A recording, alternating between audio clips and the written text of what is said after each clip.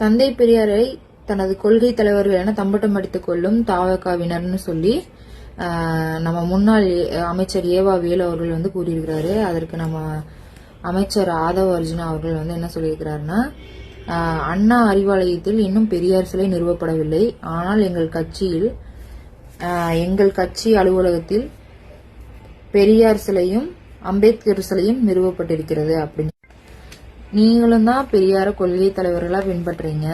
அப்படி இருந்தும் உங்க அலுவலக அண்ணா அறிவாலயத்துல ஏன் பெரியார் சிலை இன்னும் வைக்கவே இல்லை? நாங்க கொள்கை தலைவர்னு பேச்சுவாக்கில மட்டும் சொல்லலையே, அதை நாங்க மனதாரவும் மனப்பூர்வமாகவும் ஏற்றுக்கொள்றதுனால மட்டும்தான் எங்க கட்சி அலுவலகத்துல பெரியாரோட சிலையும் அம்பேத்கர் சிலையும் நிறுவப்பட்டிருக்கோம். இதுக்கு பதில் சொல்லுங்க ஏவா வேலு அமைச்சர் அவர்களே, அதாவது முன்னாள் அமைச்சர் அவர்களே.